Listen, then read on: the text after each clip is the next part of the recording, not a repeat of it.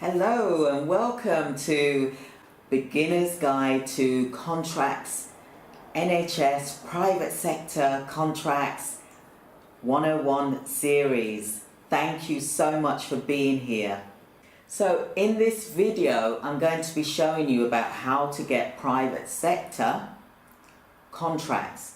That is for temporary contracts where you're providing staff on a temporary basis had up to healthcare organisations, and that could be care homes, nursing homes for example, private hospitals and sheltered housing for example. Now you should be making about 150 to 200 calls a day.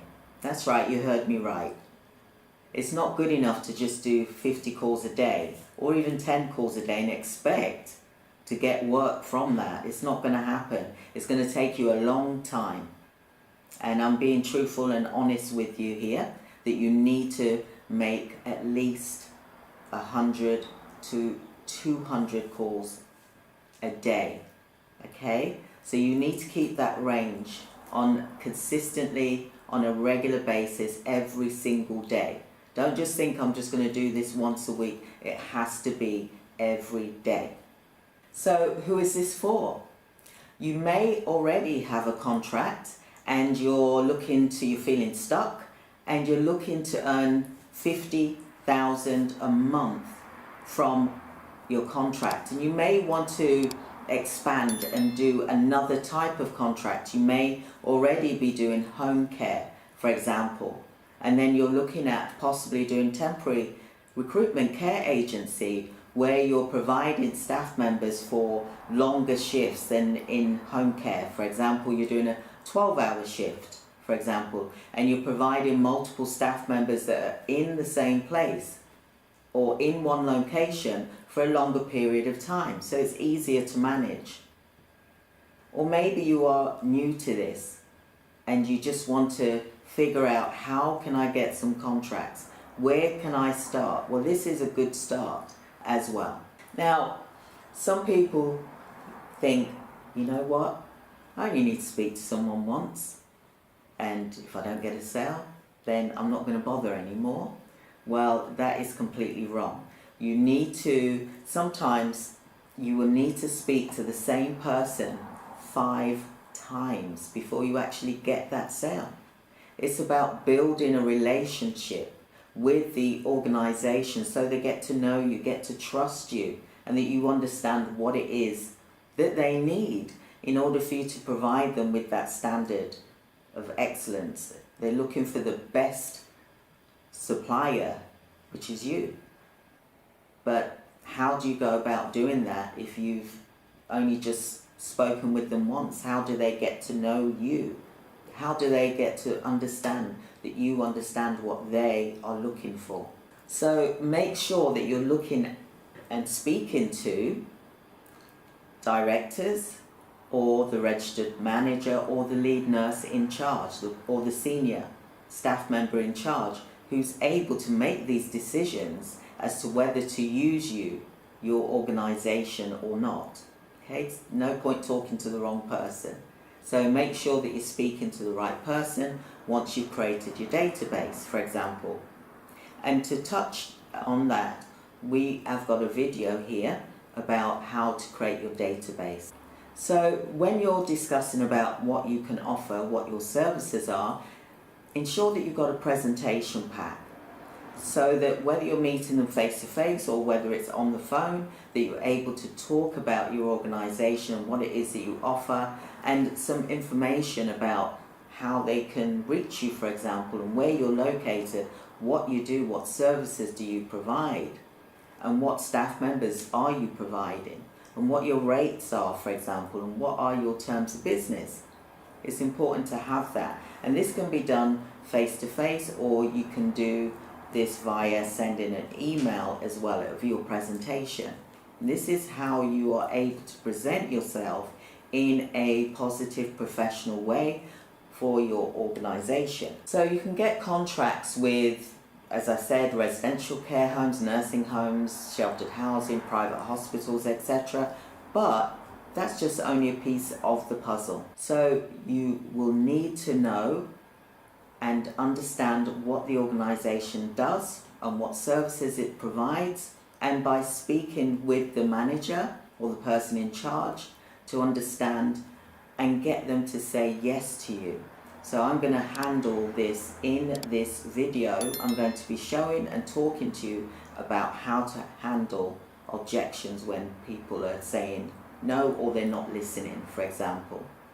Please do like and subscribe in this video and share, because this is so important so that you can get updated information for when my videos come out. You'll keep abreast. I am going to be offering you quality content that's going to help you in your organisation so that you're able to get contract. So the first thing you need to do is you need to have a script before you make that call.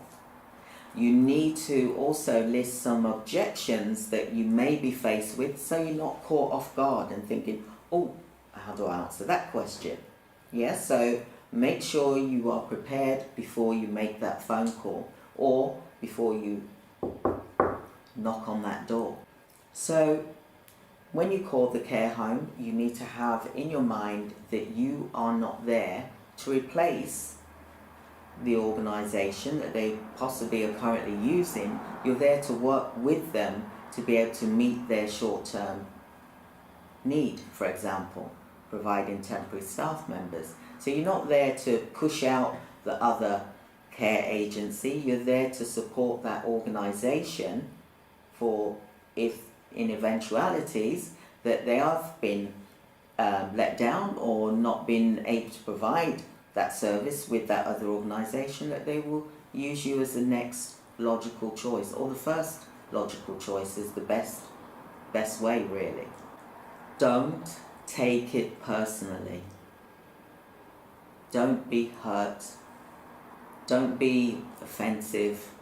Be approachable. You're there to help them. They're not hurting you. It's because you haven't been able to say the right things, or maybe they don't need your services right now. So don't take it personal when they brush you off and then you're feeling as if you've been offended. No, it's not that. You must take that out of the equation. One objection may be that they say, well, we already use agency. Now, what you can say there is that is really good. I'm pleased to hear that you use agency. But can I ask you a question? What happens in the eventuality that that agency isn't able to provide you with that service, for example? Then say, will it be okay for you to call me if that was to happen?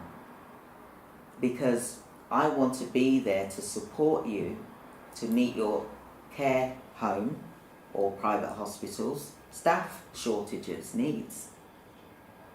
Is that okay if you remember me and call me? We want to be your first line of approach for when this happens. So is it okay if we do this? If you do this? And they'll normally say yes. Then once you've got the yes from them, you will then say, I would like to send over to you our presentation pack, some information about the services that we offer, so that you're able to reach out and have that information to hand. Is that okay? And they'll usually say, yeah, that's fine. Once you've done that, you will then make sure that you've got the correct email address and the contact details and the name is correct. And just say, that's wonderful. I'll get that sent over to you immediately. But please do bear this in mind, that if you do need us in the meantime, then please do get in touch with us. And we'll be here to help support you. Another objection could be, we don't use agency. We're not interested. Now, when this happens, don't get offensive and say, Why don't you use agency? Why is that? When I can provide you with this service, you don't want to put their backs up. You don't want to make them feel as if, oh, this person's attacking me. Now they've got to fight you back because you push their boundaries, even though you may be on the telephone with them, or maybe you're with them face to face. You don't want to put people's backs up. You need to look at a logical solution where you're there to help them. And remember that you're there to help them, not them here to help you, for example. Because once you've helped them, then yes, you will then be helping your company, your organization, and your staff members. But your first priority is to help them and serve them. You see, there could be reasons why they don't want to use you right now. It could be you've rang them at the wrong time, for example, or maybe they've got a CQC inspection and they're very, very busy, or maybe it's their lunchtime or medication rounds. There could be plenty of they're short-staffed already, and they really haven't got time to be answering the phone. According to how they see it, is it possibly seeing you as a salesperson. So try and understand where they are coming from, and you'll be able to work with them better. So again, use the above strategy and say, I understand. Next time when you need someone, will you be able to give me a call so that I can give you a quote to help understand and meet your needs? They're not going to be defensive with you. They'll go, yeah, okay. And then you say, thank you so much. And try and say thank you and try and talk to them, you know, about how the weather is, what's it like where you are. Oh, it's a lovely home. I can see it here on the website. It's beautiful. You know, try and make a friendly conversation. Try and use their first name. So you're trying to create a relationship in terms of that you're not a threat to them. That this isn't official, this isn't sales. It is about a relationship, and it could be a friend relationship. So try and call them by their first name and try and build that relationship. So once you've done this, you will have the perfect follow-up. Now, your following up would be, say, 2 to 3 months' time from now. For example, you've got your database. You're going to be working with that database and not thinking, oh, I've called that person, I'm not going to ring them again. You have to try, at least, try and speak to the same person 5 times. Not once, twice, 3, but up to 5 times. Because that's how you can build a relationship with an organization. They're getting to know you, they're getting to understand you. So you could say to them, so what would need to happen in order for you to use our services? Then they will say to you, usually, what would need to happen? Well, your price. You need to reduce your price. That could be an issue for them. We need staff that we can use on a temporary basis to make it so that we can then use them on a permanent basis. That could be your solution. So try and find out from the prospect, from the care manager, lead nurse, what would need to happen in order for them to use you. Maybe they need to speak with head office first. Give them time to do that, and then follow up with a phone call. And then 2-3 months later, you know what their issues are, and then you can talk to them about their issues and say, look, we're ready to support you in this, and we can help you. So I just want to leave this with you. You may not have the relationship the first meeting, second, third, fourth, or fifth, but you must keep trying.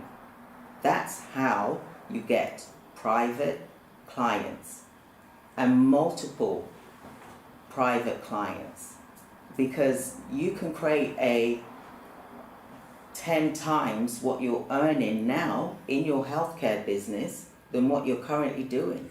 Why stay stuck?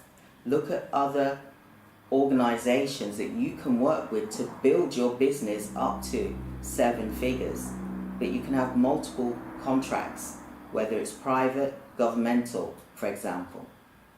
So I hope that served you well. Smash that like button, subscribe and share. And please join us for the next 101 in contracts. Hope you're having a great day. Thank you. Bye. I'm living the life. I woke up this morning and I thank God for the day. I know things ain't what they could be, but I got a smile on my face. No more tears, no more fears. They won't get the best of me no more. I can stand still or I can move on.